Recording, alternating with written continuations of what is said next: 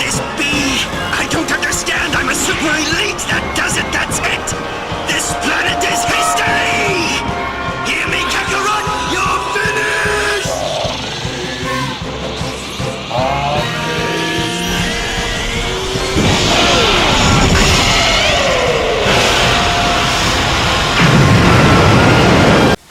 What's happening, Magnus? So let's do this review of Dragon Ball Super episode 67. So I would first like to say that I still don't know how to fuck Trunks to beat him. Somehow used the spirit bomb. Where the fuck did he learn to do the spirit bomb?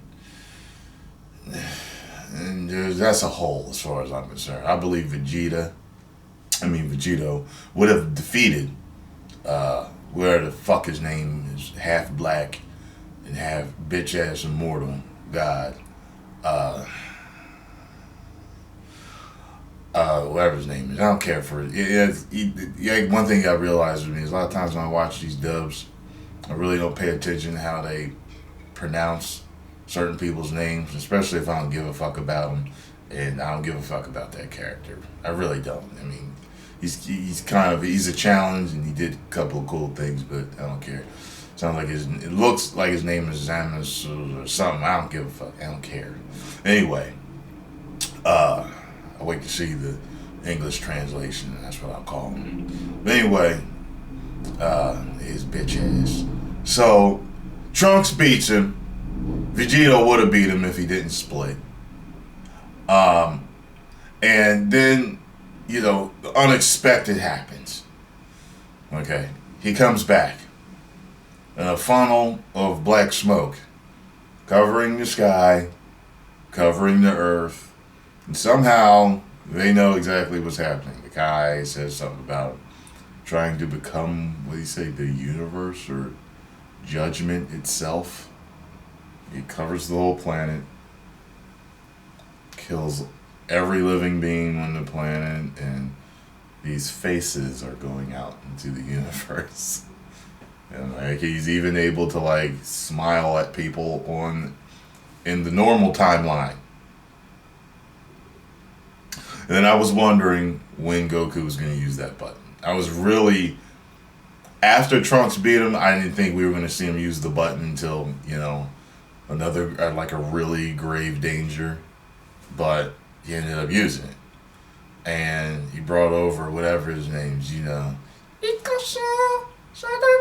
whatever his name is. I forgot his name too. And the most retarded thing happens is that you would think that he would just erase the bitch ass god, Black. But he doesn't. He destroys the whole planet and then is just twirling around in space, as we eventually see. I understand why he wouldn't have just destroyed the cloud of smoke. That had been it. He said it's like a world. I know he did say a world like this cannot exist, but you'd think that he was just taking care of the thing because he said that he was annoying. Correct? But he decides to destroy the whole joint, and he's helplessly spinning in space. They all got in the time machine and jetted back, and then came back to get him, and then brought him to the one in their time, so that they could be friends. And then Whis is like, "Oh, well, we can take you to the world before, and we can erase him and get rid of him, but there'll be another Trunks in my." And I'm just like, what the fuck is going on here? It was like they were attempting to tie this up in a nice, neat little bow, but they couldn't, the way they wrote it. But one thing that I have learned, and I just accept with Dragon Ball Z and Dragon Ball Super, is that first of all, with Dragon Ball Z, and when I think most people noticed the most plot holes was in the Buu Saga. And I just learned to accept it. I was just like, whatever. I like the cartoon, so I'll let the shit go. It's an amazing cartoon. It's an amazing experience to love this cartoon, and I'm just gonna let the shit go. But sometimes it's just like, well, why did this and what? And, so many. It's funny. Sometimes there's different fan theories as to why certain things happen, and to me, it's not that serious. It's really not. Like, I'm sure there'll be a ton of explanations in the comment section, but I really don't care all that much. It's just, because put it this way, with Dragon Ball Z, I watched a lot. I mean, a lot. And there's a lot of things that at first, certain plot holes and things where I was just, I think that as a Dragon Ball Z fan that, there were certain plot holes where it was like, nah, no.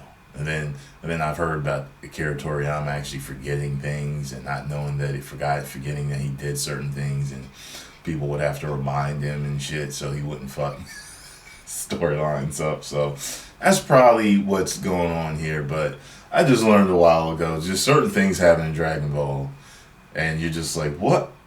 Why would you? Okay, all right, whatever. Cool cartoon, So.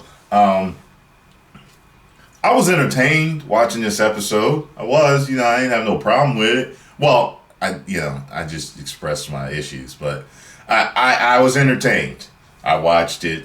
It was fun, but still, it's messy. It's messy. That's what I'll say about this episode. It's messy. So we shall see what the next episode holds for us. Post comments down below. Let me know if you had any gripes about the thing. What are your explanations for why shit happened the way it did? And all right. See you guys next week for this new episode where they're gonna make a wish or whatever. 1 million subscribers. Woo! You may now subscribe.